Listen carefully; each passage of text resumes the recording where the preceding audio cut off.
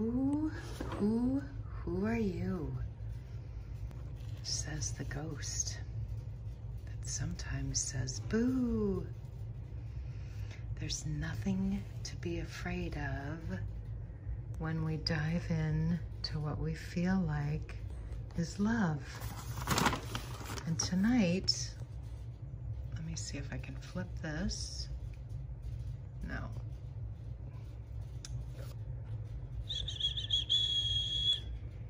Tonight I made some goodie bags for a couple of amazing cross-country runners competing in a race tomorrow.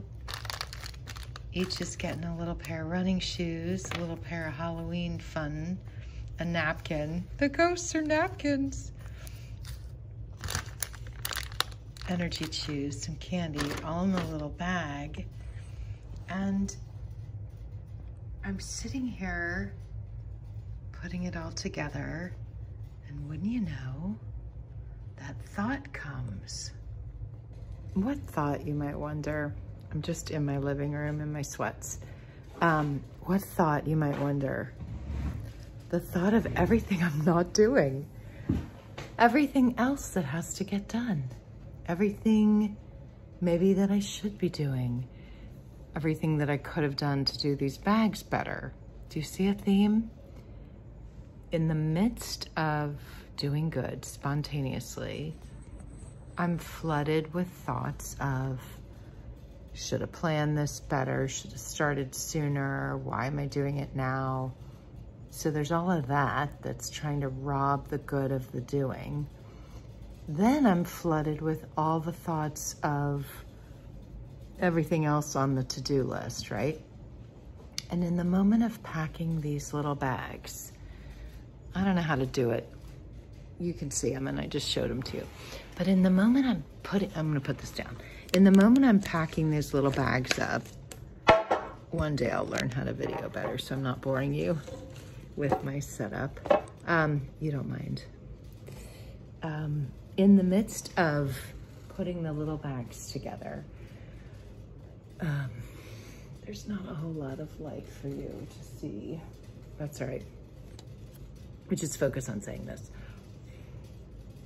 In the midst of hearing all that stuff, of everything I'm not doing right, should have planned better for these bags. It's a spontaneous thought I came up with 2 hours ago. So there's everything I could have been doing differently to do this little project better. And then I'm also being flooded with all the thoughts of everything else that's on my little to-do list. And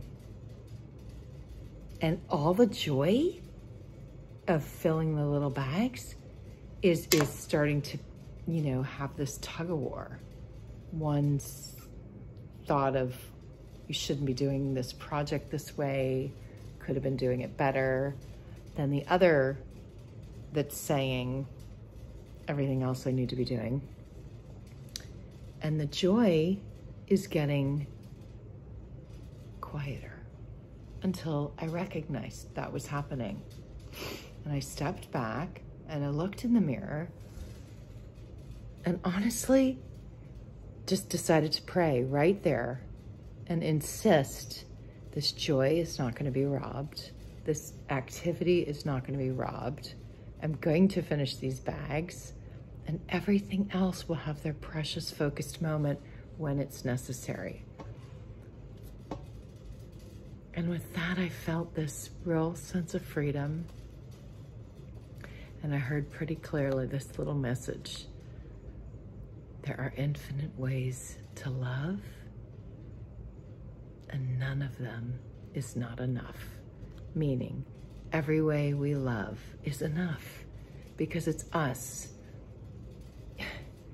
Honestly, I could say this better. I could rehearse it, could have it all scripted out. But think about it. How many of us halt the good because it's not perfect looking yet, or because it hasn't been planned out yet, or because it's such a spontaneous, wonderful idea and we don't think there's enough time to do it. And I'm really tempted right now to say, I want to do more with this, but I'm just going to let this message sit here. In the midst of acting on spontaneous love, it's everything it needs to be, because it's pure and it's honest and it's now and it's fresh. And I don't know any of the runners, just one, but love nudged to do this. So this isn't me saying, woohoo, look at the little things I've made at all. This is me saying, in the midst of doing good, no matter how slight or huge, thoughts are gonna come in that wanna just distract you. But they're the thieves, they're the hijackers, they're the wannabe truth, and they're not. And each one of them, we can all refute. Okay, more soon.